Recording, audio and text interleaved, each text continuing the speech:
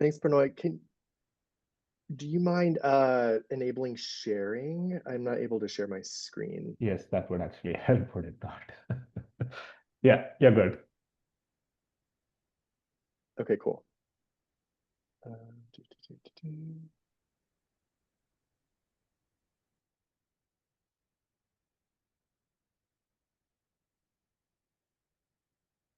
Okay, just a quick thumbs up from someone that you can see my Yep. screen. We're ready to rock. Okay, Yep. great. That's good. Thanks, Nishant. Yep. Thanks, Pranoy, for the introduction, and thanks everybody for being here. I'm actually really excited to chat with you today about this particular topic. It's great to see a lot of familiar faces on the call here, and hello to those of you who I haven't yet had the chance to meet. So thank you so much for having me. As Pranoy mentioned, I wear a number of hats. First and foremost, I am a professor. And I'll talk a little bit about my timeline as a professor. But I'm also serving in a brand new role in the College of Engineering here at the University of Colorado Boulder as Associate Dean for Innovation and Entrepreneurship. My charge is to develop training, mentorship, education programs specifically for graduate students and faculty to help them along the commercialization pathway. So this conversation is right in line with what I'm helping many other faculty understand and pursue at the University of Colorado. I wanted to start today by saying, just acknowledging that entrepreneurship from an academic sense as professors, it's so much more than starting your own company. And I'd actually argue that it's not actually starting and running your own company, although that is an option. I personally would advise us as professors not to necessarily do that, to be CEOs and to be at the helm. But rather for us, many of us academics, entrepreneurship for us on the tenure track really means technology translation. It means taking what we're doing in the lab and translating it out into the real world. You need partnerships, you need people, and you need a pathway that you understand in order to do that. So entrepreneurship, I'm going to use that word, but just know it's a general word. To me, it means developing and fostering an entrepreneurial mindset, pursuing use-inspired research. We're engineers. We like to solve problems, so we already kind of do this. It's in our nature to pursue research that has potential real-world impacts. On academic entrepreneurship involves creating intellectual property. I'm going to unpack that. You know, what is a patent? What is a copyright? What is a trade secret? Yes, it involves starting your own companies to commercialize your IP, but it also can include partnering with existing companies to commercialize your and others' IP. And it's also about advising students and mentoring students along their own commercialization pathway if they have an interest in pursuing those types of activities. I wanted to start with sharing a little bit about me and my journey. So this is just really quick snapshot of my academic journey. So back in 2013, I got my PhD from Stanford in civil and environmental engineering. I joined the faculty right after my PhD at the University of Colorado Boulder in civil, environmental, and architectural engineering, and I'm also affiliated with the material science and engineering faculty. In 2018 is when I went up for mid-tenure reappointment. So we're initially appointed for 3 years, like many of you, initially appointed for 3 years. I went through a comprehensive review, got reappointed for another 3 years, and then submitted my tenure package. And I got promoted to associate professor with tenure the summer of 2020, right in the middle of the pandemic. After getting tenure, I started to take on some leadership roles. So I served as our department's associate chair of undergraduate education. And in 2024, last summer, I was promoted to full professor. And as I mentioned, I'm currently serving as the inaugural Associate Dean for Innovation and Entrepreneurship in the college. This is my academic CV. So if you looked at my CV, you would see this. But what I wanted to show you is a glimpse into not only the academic me, but the entrepreneurial me, what I was also doing in terms of commercialization activities and technology transfer, all the while still achieving my tenure and promotion milestones. So as soon as I landed as an assistant professor, I started to get some research grants. We started to do some really cool things in the lab. And as we were inventing things, I was engaging our technology transfer office.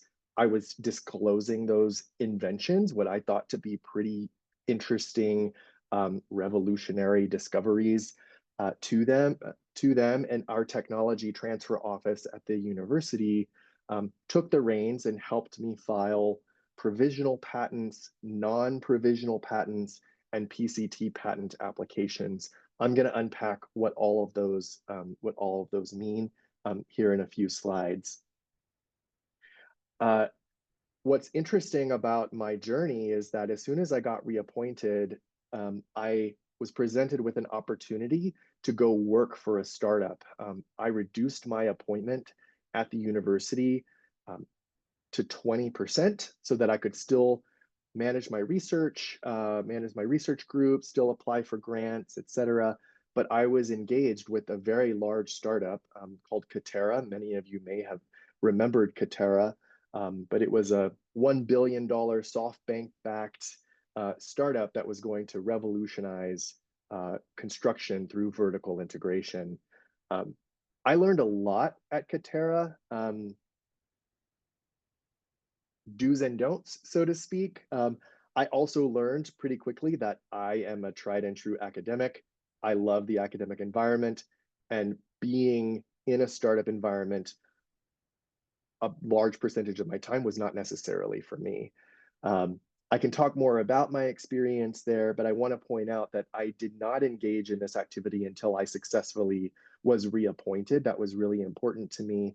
And it would be my advice to all of you to really achieve your first milestones before you start to think about engaging yourself in any startup type of situation.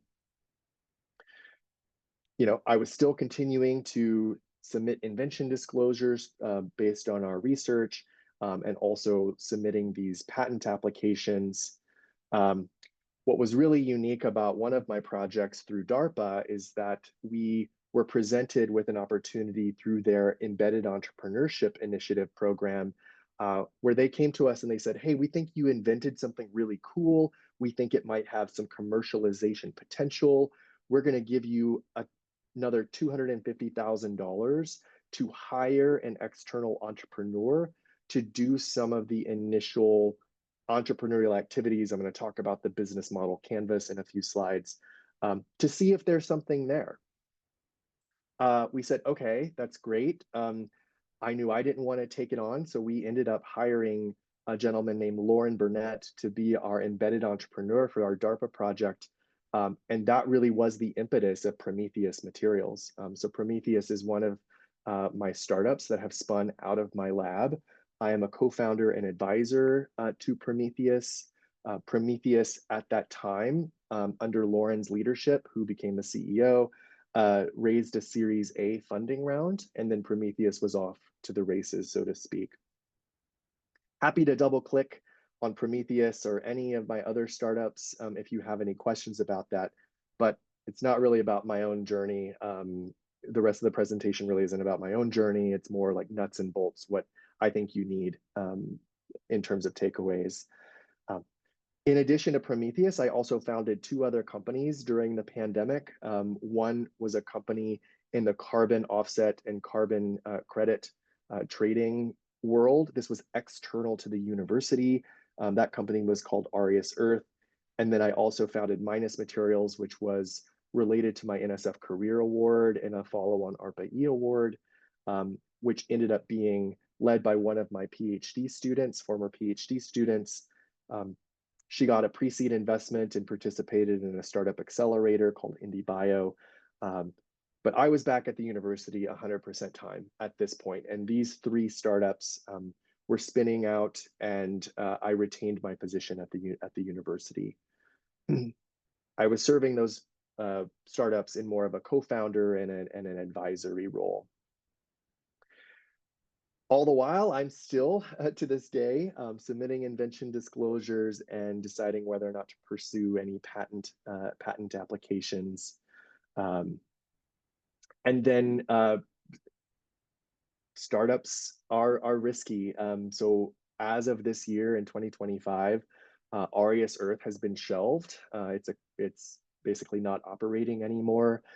That's primarily due to the federal transition, investor appetite in carbon related technologies right now.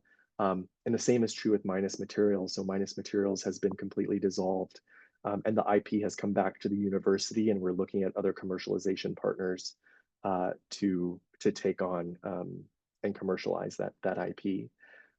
So not everything is rosy. In fact, a lot of entrepreneurial activities and commercialization activities, the road is very rocky. 90% of all startups fail. That's just an inherent statistic. But you learn a lot. There are a lot of benefits for engaging in entrepreneurial activities. And I see myself continuing to do so as I go along. I kind of want to pose this question to all of you, and feel free to use the chat. I want to know, like, as an academic, why would you want to engage in technology transfer, in commercialization, in these entrepreneurial activities? What are some reasons? Like, why would you want to engage?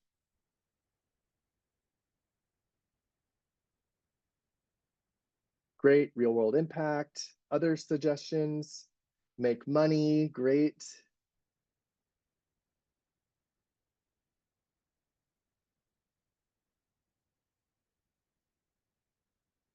What else? To help society, that's amazing.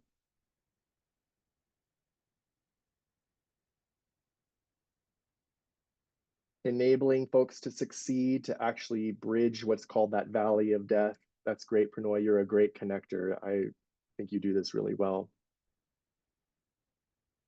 Economic and workforce development, that's great. I think it's important. Yeah, you point out that it's regional. Any other reasons?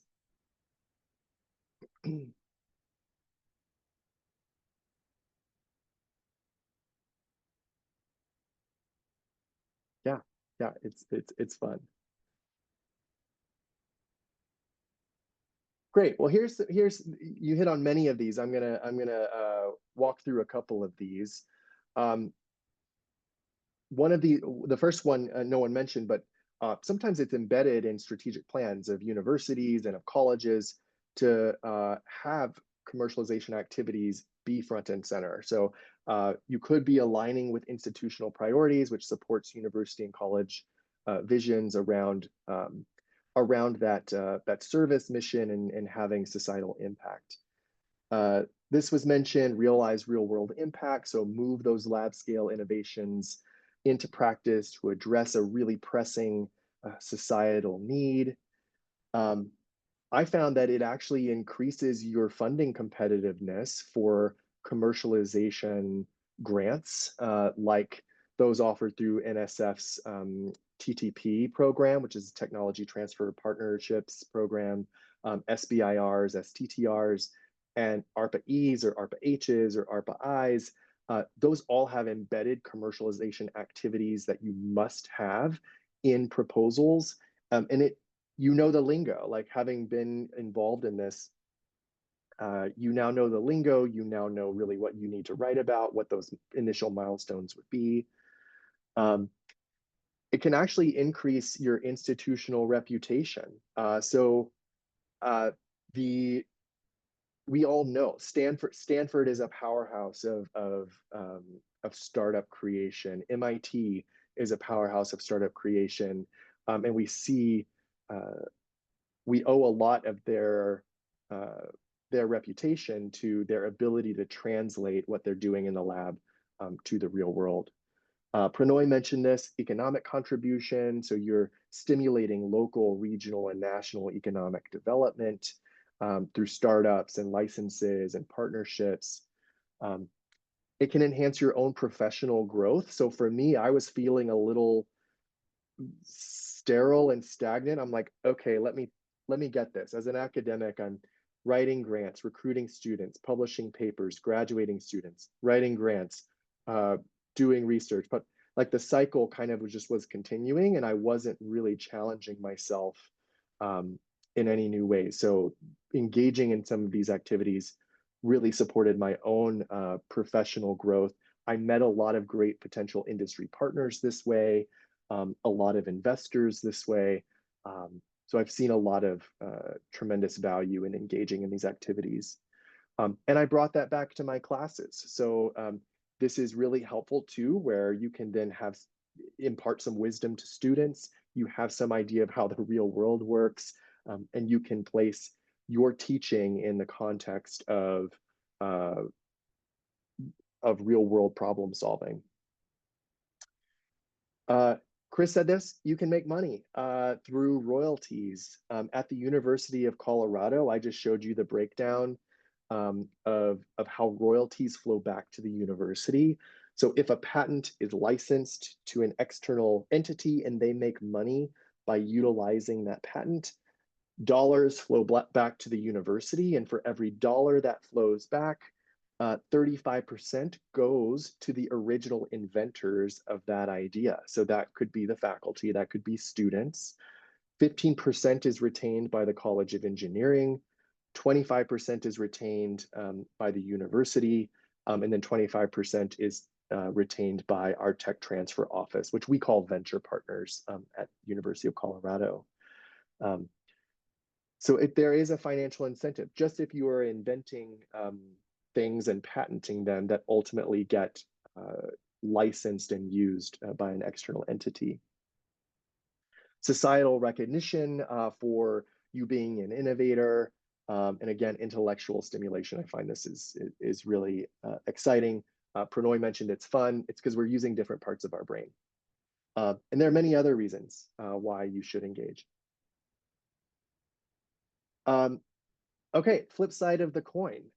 Why would you choose not to engage in technology transfer and commercialization? What are some reasons?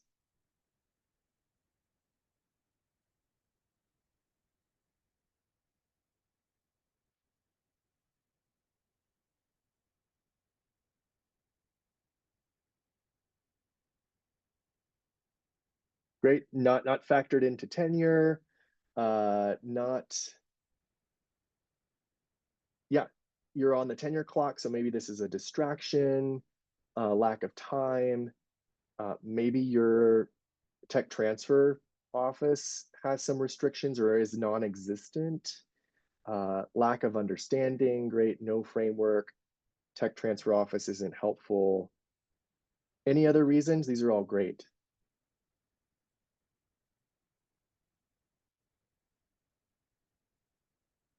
Yeah, some technologies may be better just by making them open source. So maybe commercialization isn't necessarily the right route.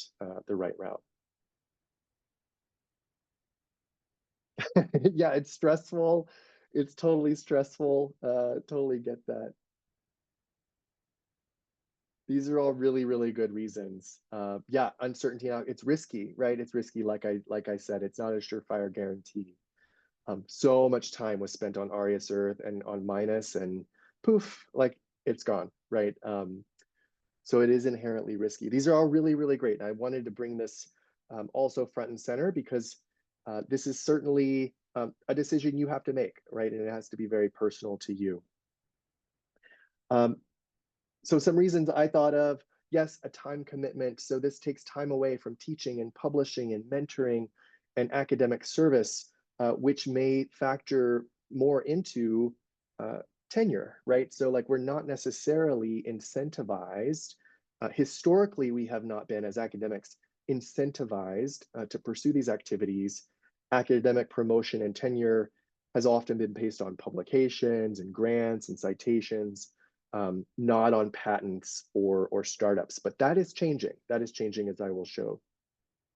These are all great suggestions, by the way. Keep them coming in if you have them. There's a perceived conflict with academic values. You may be thinking, that I'm an academic, I don't want to sell out, I don't want to be in the public sector, and that's perfectly valid. That is totally valid. Some may just see commercialization at odds with the pursuit of fundamental knowledge for knowledge's sake. Totally valid.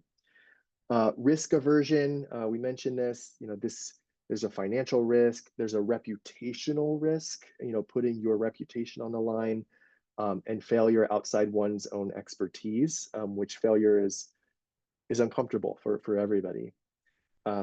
Lack of knowledge and skills, Prannoy brought this up, we're not trained in this, right? So we just may not know where to start.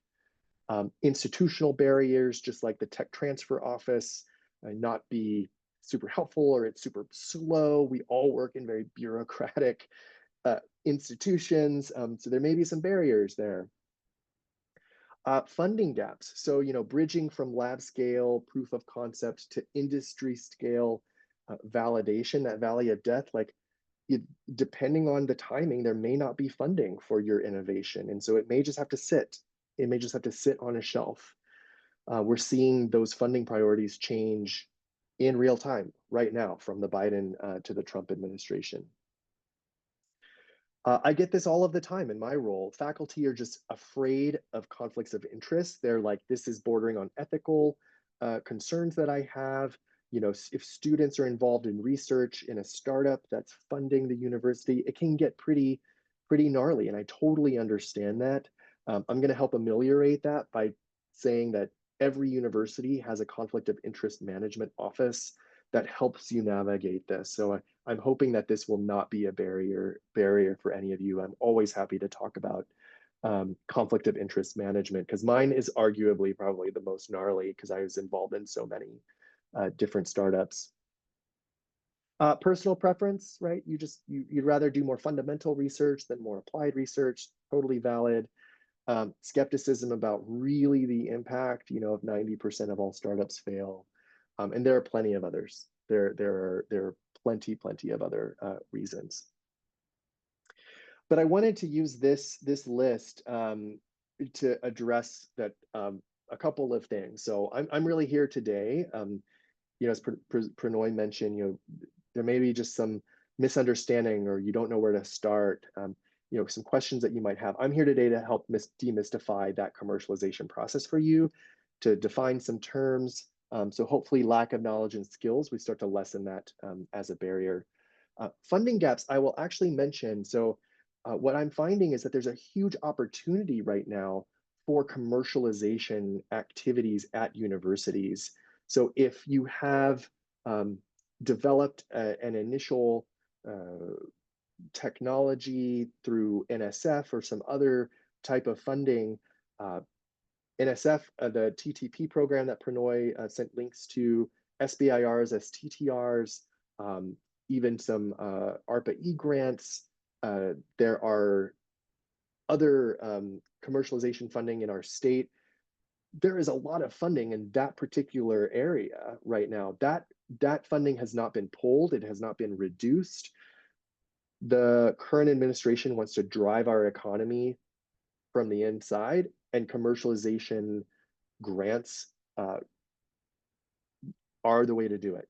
So if you're looking for funding and you're not finding anything on the more fundamental level, look at these other commercialization focused research opportunities. And then here, the fear of conflicts of interest, hopefully I dispelled a little bit of that. Prannoy also mentioned, if you just disclose those conflicts of interest in a timely manner to your university, they will help you navigate that. Okay, so as I mentioned, I'm here today to help demystify the commercialization process. And the question that I get all the time is, okay, like where do I start? Where do I really start with this? Um, and what I would recommend first and foremost, because we are all academics here, I would understand first, really understand your university, college, and department's policies and perspectives on innovation and entrepreneurship. How do they view commercialization? Is it embedded in tenure criteria? Is it embedded in strategic plans of the university? And so some suggestions is take a look at your regent's policies on standards for tenure. Take a look at a system level strategic plan. Look to see if there's commercialization and entrepreneurship in there. Look to see if your college and department have entrepreneurship or commercialization embedded in their strategic plans, because this landscape is changing. I was going to rattle off a statistic, but I forgot exactly the number, so I'm not going to rattle it off. Uh, but this is certainly changing in recognition that universities are engines that drive our local, regional, and national economy. And we're now, as academics, in many places, not only being evaluated on the quality and quantity of our research, but also on the impact of that research. Of most importance is however you will be evaluated based for tenure, I would know and love and memorize your comprehensive review, promotion, and tenure criteria. And if there isn't any mention of entrepreneurship or commercialization, maybe you downplay those activities until you reach that next career milestone. And of course, ask your colleagues. I'm going to go through the timeline of innovation and the resources available to you. So you know kind of step by step what to do if you do decide to pursue these activities. And then the last two takeaways I'll have at the end of this is think about what's right for you, your postdocs, your students, and your industry, and just be true to you, right? Be true to who you are. Because this isn't a mandate. This is not necessarily a mandate. I'm going to give you a snapshot of at the University of Colorado. I went and hunted these things down. I went and hunted these things down at the University of Colorado. I first looked at the system level and the regent policy, and I looked at their standards for tenure. And like many of you, you may be evaluated based on research, teaching, and service. At the University of Colorado, we get tenure based on, we have to get excellence in research and or excellence in teaching. That's how we get tenure. What's unique about our tenure criteria is that at the system level, there's language in the Regent Policy Standard for Tenure that primary units, meaning departments, are encouraged to include in their criteria impactful, innovative, and entrepreneurial activities to award credit for these activities within the usual evaluative areas like research and teaching and service. So there's support at the University of Colorado, at least, at the system level. And at the president's office, there's even a mission statement that says, we seek to become the #1 public institution in innovation and entrepreneurship, which is amazing. And we'll do this in these 3 different ways, which are kind of vague statements. The College of Engineering also has a vision statement embedded in their strategic plan. So I'm showing where we're nestled within the University of Colorado system. And there's language there too. We will be an incubator of entrepreneurs who will partner with government and industry to drive our economy.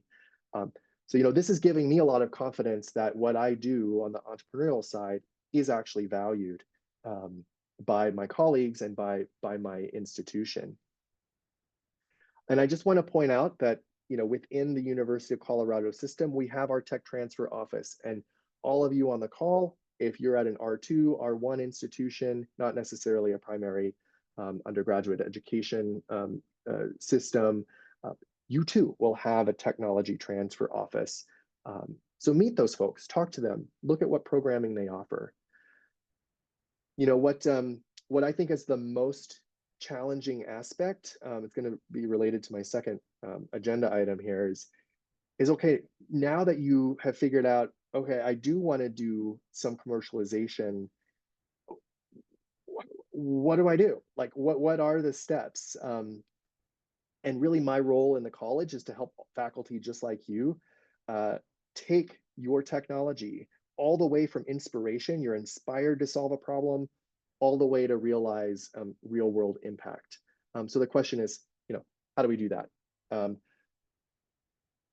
I think it's really important to understand the timeline of innovation and the resources available to you, what you should be doing along the way. So this is kind of going to structure the rest of my talk here. Uh, but the idea is, okay, you're inspired to solve a problem and you have an idea on how to solve a particular problem. And we're trying to get you to impact, right? Real world impact. I use this is what I call the I7 commercialization pathway. There's 7 I words that will guide us along the way. But the first two, that's just kind of like a way to help remember this is a model for a step-by-step pathway to commercialization. But the two are really up to you, right? The two are up to you. You have to be inspired to solve a particular problem and you have to have an idea. And we already do this as academics. Then we go and get funding based on this idea. We convince others that it is worth solving this problem and this is how I'm going to do it. And then you do the magic. You do the magic in your labs. You discover something new, or you prove something. You develop a proof of concept. You invent something, a new way to solve a problem.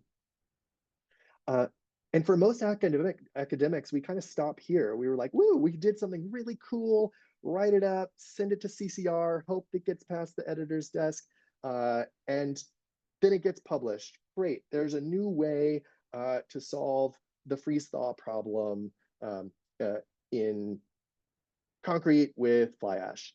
So that's our general cycle. But a lot of us start to think about, okay, wow, like, don't other people need to know about this? Like, does this have any legs, so to speak, in terms of true commercialization potential? Is it scalable? Is it economical? I think I have something here, and I think I have some sort of intellectual property that I've created. If you think you have invented something that is really unique, really novel, scalable, and really there are two tests.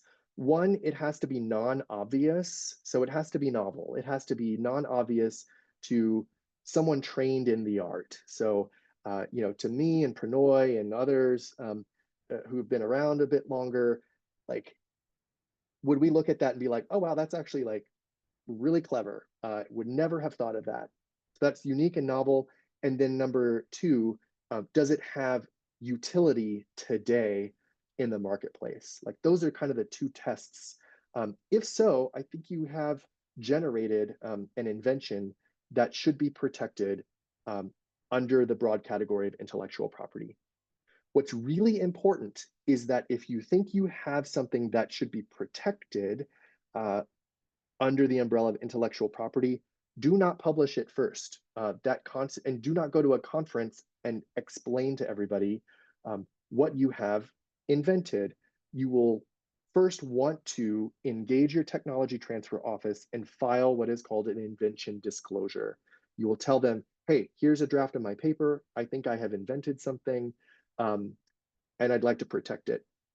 If you go out to a conference or if you publish your paper, that constitutes as a public disclosure, and it will actually discredit your ability to protect the idea as true intellectual property. So public disclosure is kind of that bell and whistle word. Just be very careful about when and how you disclose that actual solution that you have quote unquote invented. Your tech transfer office should be able to engage you in a conversation as to whether or not this is patentable, whether or not you want to have it be copyrighted or have it be a trade secret. And I'm giving the definitions here. A patent, we kind of all have a general understanding of what a patent is. It's a limited government granted monopoly for 20 years once it's granted. Only you could use this technology But the exchange for that monopoly for 20 years is making the details of that invention publicly available. So the patents are all public. So people can look at it, they can study it, and they can innovate based off of that. A copyright is more in folks on the computational side, so software, music, art, any writing.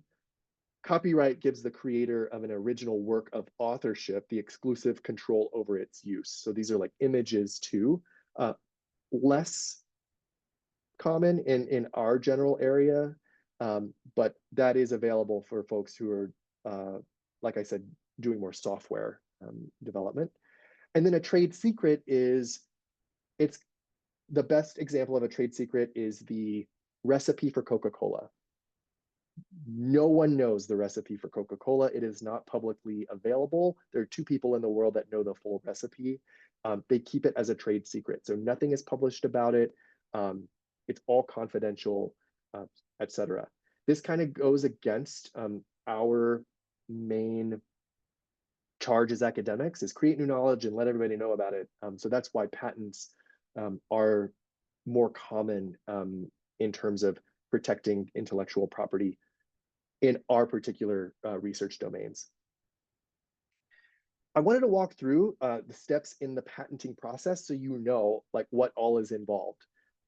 So first, it would involve you disclosing this product or process invention to the tech transfer office. And I will say I've had conversations with a couple of you on the call here. When you're thinking about whether or not you want to protect something, it's much easier to be granted a patent and to prosecute, meaning like you could tell if somebody's in violation of your patent, they're making the same product, if it is a product. If you're trying to patent a process, it's a little bit more difficult to patent, and it's even harder to enforce because you're not in everybody's labs and in everybody's, sorry, not labs, but in everybody's companies and R&D wings, like watching what they do. It's way easier to understand compositionally whether or not somebody's producing the same thing or not. That's just a little tidbit. The tech transfer office will conduct what is called a prior art search. They'll see if there are any patents out there or papers that have been published that would kind of knock out that non-obviousness that is needed for a patent. Determine if invention has novelty, non-obviousness, and utility. And then if they say, yes, we can go ahead, what is usually filed is a provisional patent application, which guarantees you 12 months a priority date. So if you submit this provisional patent application on June 1st, you actually have 12 months to convert that provisional. It's usually like a piece of paper. It's a piece of paper stapled with a manuscript that you're about to submit as the provisional patent application. You have 12 months to convert that to a full patent. But if somebody comes along and they file a non-provisional 3 months later, you have priority because you have filed that provisional patent before they did. So it's important to guarantee that priority date. Then in 12 months, you have a window of filing a non-provisional. This is the official US patent. And you have the decision point of filing patents in other countries. These are called PCT applications. I forget what that acronym stands for. It's a patent something treaty, I believe. But basically, it's an application where you can file in different countries internationally. You select those countries to file, and then you wait. Sometimes you wait years, by the way. We're still getting comments back on our original Prometheus patents, and it's been about 4 or 5 years since then. You wait, you address what are called office actions on the patent. It's like reviewer comments. You respond to reviewer comments on the patent, and they're saying like, oh, I don't think this is actually novel, what you're claiming. And you're like, oh no, this is why it's novel. You kind of respond and rebut. Then you receive a final notice of allowance or rejection, and then you repeat steps 6 to 8 for all countries if you filed a PCT. Then once it's allowed, you pay a fee, you have it granted, and up to this point, it can really take years. And then you pay a maintenance fee and renewal fees for 20 years of protection. You individually will not have to pay these fees. The university will pay these fees on your behalf in most places. And then whoever then takes the patent, license it from the university, they would pay the university back for all of the fees incurred in filing this original patent. That's all about patents. Okay, so that hopefully that dispelled a little bit about the patenting process. The next step down the line is incubating this idea of this being a commercializable piece of intellectual property. And the first thing that you would want to understand is, are there really customers? Who are my customers? Who are they? What are their real problems? Because a lot of times academics invent things in our ivory tower and we think it's the greatest thing ever, but it actually doesn't solve a real problem that the industry is facing. That's why I have a hammer here that's looking. It's like in having a hammer that's looking for a nail.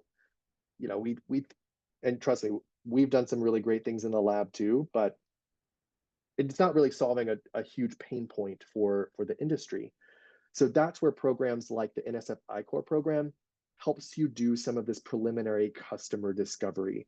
I would recommend anyone after in filing an invention disclosure to have a student or yourself engage in these I-Corps customer discovery programs. There are I-Corps hubs all across the country. Colorado is part of the I-Corps Hub West, and they have customer discovery programs that they offer 3 or 4 times a year. And it gets you talking to customers, understanding what their real problems are. You're not selling your solution. You're just really trying to understand, you know, is air entrainment a really as big of an issue as I think it is, you know, because it's super annoying to work with. Is that validated by people who would be my real customers? I-Corps will help you understand that. It's a couple of weeks, you know, 30 customer interviews, up to 100 customer interviews is what they ask you to complete. Really, really insightful because it will tell you whether or not you want to continue commercialization or not. The next part of incubation is finding business mentors, finding folks who have spun out companies before, that can help you start to understand other parts of the business model canvas. This is a classic model for any startup business. I'm not going to go into too much detail here, but what I just started to explain on customer discovery was defining your customer segment. Like, who are your customers? There are other parts of the business model canvas that all have to be pieced together to really understand, do you have a viable business plan? Is it cost competitive? What's your total market? You know, what's your strategy? What's your strategy and how one would make money? So just know that that's there. Academics don't have to do all of this. That's where those business mentors and business partners, or if you have a student that's really interested in diving deeper, this is where they would kind of take the baton and start running with it. At this point, it really is a question of, do you spin out a startup or do you find an external existing company to partner? And I picked these sides because the startup is a lot stormier. It's a lot stormier, but there's way more potential payoff if you do spin out a startup. You need to have an idea of how you're going to build value and have an exit strategy, whether it's becomes a public company or it's M&A as mergers and acquisitions, or whether it's acquired, you know, after a certain point, acquired by a larger company. On the other side, you could just work directly with a commercial partner who's interested in your technology right away. You know, you could ping Wholesome or Sublime or CMAX and say like, hey, are you interested in this? We have some IP that we generated here. And they may say yes, they may say no. They may say yes, but I want to do some testing. And that's that commercial partner route.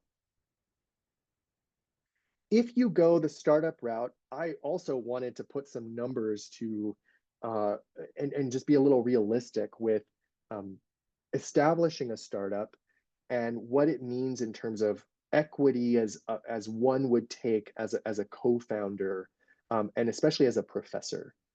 Um, so when you found a startup, you have to decide who owns what part of the company. And a lot of people are like, oh, I want to own half. I want to own at least half. It's my idea. This is my technology. But that's actually not how it works out. Most successful companies do not have that approach. Um, this is giving you a pretty good idea of like most successful companies that attract investor um, investment, how it's set up. So 40% of it goes to the CEO. It's the one that's taking the reins, um, and is at the helm. Other 40% is split between the other co-founders and very first onboarded employees. And then there's a 20% reserve ownership of the company for employees and advisors that you will add in the first couple of years. And some thoughts on this equity is not a reward for past performance. It's not whoever invented the IP. It is a reward for future performance. That's why the CEO, a lot rests on their shoulders. They have the biggest chunk of time of the pie. Equity stakes vest over a period of time. It's usually 4 years. So you don't get all this ownership at once. It vests monthly, usually over a period of 48 months.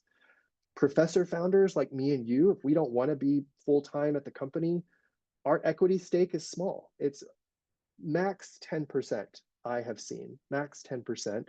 Um, Anything more than that, investors will start to ask questions like, hey, why is this professor asking for more when they're not even involved in the company, as a full-time employee?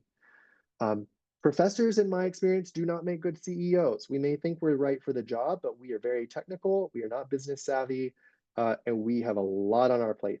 So happy to unpack that a little bit more. I know from personal experience, um, we don't make the best CEOs. Investors want to see a committed full-time team in place before investing money. External advisors, if you're asked to be part of an external advisory board, usually you can expect somewhere around 0.25 to 1% equity. Again, that vests over a shorter period of time, maybe a year, maybe 2 years. Startup employees do not make a lot of money salary-wise because equity is the incentive. A lot of startups are very bootstrapped. They don't pay themselves a lot of money. That money is going to continued R&D or commercialization activities. It's really the equity that keeps everybody engaged. And I always like to tell people when they're fighting over percentage points that when you start a company, like 40% of $0 is $0, right? So like it's all about building value. Who's going to be building value? Because the more value that's built, everybody wins, but the right people need to be incentivized to do so. Whether you go with a startup or working with an existing company, you will be signing agreements for the use of that IP. An option agreement is basically kind of a test period to a license agreement where they're actually signing a license agreement and utilizing it. And if they use it and make money, money will flow back to the university. At this point too, in terms of incubation, that's where you can go after even more dilutive, non-dilutive funding, meaning like it doesn't take any equity ownership in your company. These are SBIRs, STTRs, the TTP program, ARPA-E's. There are also a lot of accelerator programs like Activate, Westgate, Breakthrough Energy, and other accelerator programs that your students, postdocs, or business partners can pursue. And then at that point, it's kind of off to the races. If you're spinning out a startup, they're going to be generating value, and then they're going to be pounding the pavement to get more investment into the company. So that's where dilutive funding, where they're actually taking some equity in the company, comes into play. I can define what these are, but they're different investment mechanisms and vehicles: convertible notes, safe notes, or a true financing event. But that comes, kind of after a startup has been operating for a bit of time. So that's it. I'm hoping that we have a couple minutes. Yeah, we have a couple more minutes for questions.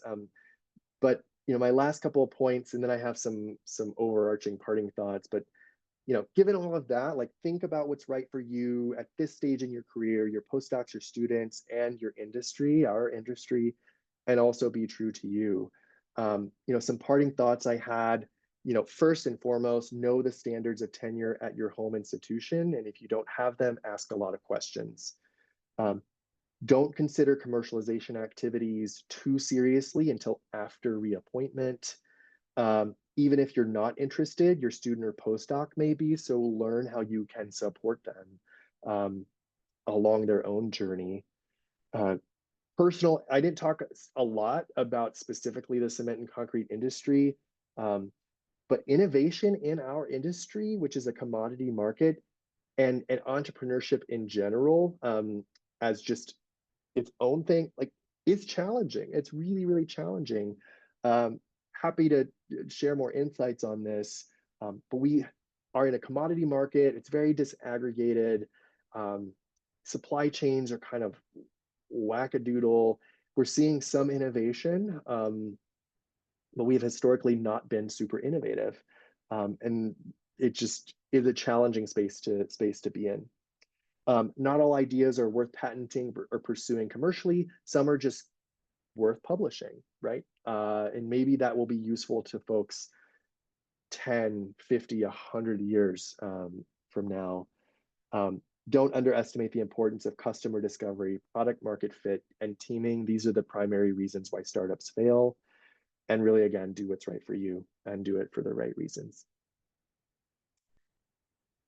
Okay, I hope that was helpful. I hope that was the right scope. Hopefully you learned a thing or two, and hope we have some time for questions. Thanks again for having me here.